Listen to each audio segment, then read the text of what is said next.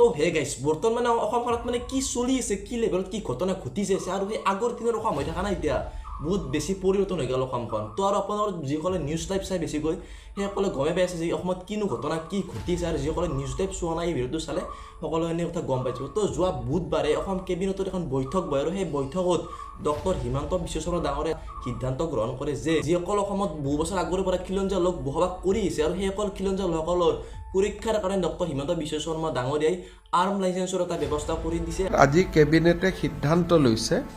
যে আমাৰ অসমত এনেকুৱা যিবিলাক ভালনাৰেবল এৰিয়া আছে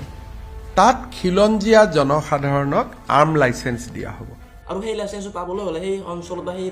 ৰাজ্যখনত জনবসতি একেবাৰে সংখ্যালঘু হ'ব লাগিব অৰ্থাৎ জনসংখ্যা একেবাৰে কম হোৱা অঞ্চলতে এই লাইচেন্সটো দিয়া হ'ব আৰু কোৱা মতে ধুবুৰী নগাঁও বৰপেটা সেইখন জিলাতে মানে এই ব্যৱস্থাটো অৰ্থাৎ অস্ত্ৰৰ এই যোনটো লাইচেন্স এই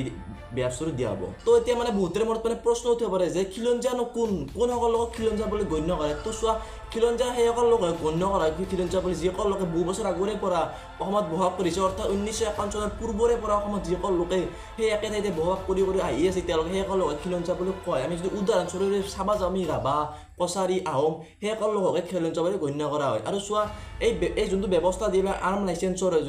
যোন বিজেপি চৰকাৰে যোনটো এই লাইচেন্স দিলে আৰ্ম লাইচেন্সৰ সুবিধাটো খিলঞ্জীয়া লোকসকলক এই সুবিধাটো কিয় দিলে কি কাৰণে দিবলগীয়া হ'ল মুখ্য উদ্দেশ্য কি তো চোৱা অসমত যিসকল অবৈধ বাংলাদেশী বসবাস কৰি আছে আৰু সেইসকলৰ অত্যাচাৰ বা সেইসকলৰ আক্ৰমণৰ ফলত মানে বহুতো খিলঞ্জীয়া সিহঁতৰ মাটি বাৰী বা সিহঁতৰ ঘৰ দুৱাৰ বেছি মানে বাংলাদেশৰ হাতত গতাই মানে সিহঁতৰ অত্যাচাৰত অবৈধ বাংলাদেশৰ অত্যাচাৰত সিহঁতে মানে পলাই পত্ৰং দিয়ে মানে পলাই থাকিব লগা হৈছে বহুতো খিলঞ্জীয়াই মানে গুচি গৈছে তো এইবাৰ তেনেকুৱা সমস্যাৰ সন্মুখীন নহ'বলৈ বিজেপি চৰকাৰে এই ব্যৱস্থা হাতত লৈছে যাতে এইবাৰ বাংলাদেশীক যাতে ভয় নাখায় যাতে খিলঞ্জীয়াসকলে সিহঁতে যদি কৈ ধৰি এইবাৰ আমাক আকৌ কৰিব নোৱাৰা ডাঙৰ কথা সিহঁতক যে এই অস্ত্ৰৰ এই ব্যৱস্থাটো দিয়া হৈছে যাতে এইবাৰ যাতে বাংলাদেশীৰ ভয়ত বা বাংলাদেশীৰ ভয়ত যাতে খিলঞ্জীয়া ঘৰ দুৱাৰ এৰি যাব লগা নহয় আৰু সংবাদ মেলত মুখ্যমন্ত্ৰী ডক্টৰ হিমন্ত বিশ্ব শৰ্মা ডাইৰেক্টলি কৈ দিয়ে যে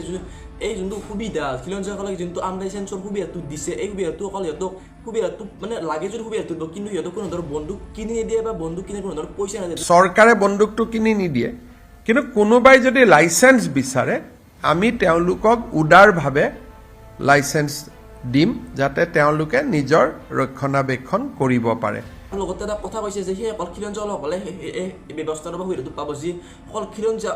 অতিকৈ মানে ভিতৰুৱা গাঁও বা অতিকৈ বহু মানে ভিতৰুৱা গাঁৱত বা ভিতৰুৱা অঞ্চলত বসবাস কৰা অকল খিলঞ্জীয়াকে এই সুবিধাটো তো এই যোনটো সিদ্ধান্ত বিজেপি চৰকাৰে হাতত লৈছে এই সিদ্ধান্তত আপোনালোকৰ বা তোমালোকৰ মতামত কি ভাল হৈছে নে বেয়া হৈছে কিন্তু মোৰ মতে কিন্তু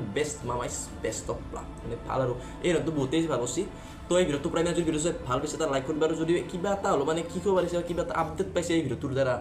চেনেলটো ছাবস্ক্ৰাইব কৰি দিব ছাবস্ক্ৰাইব কৰা নাই তো আজিলৈ বিদায় বন্দে মাতৰম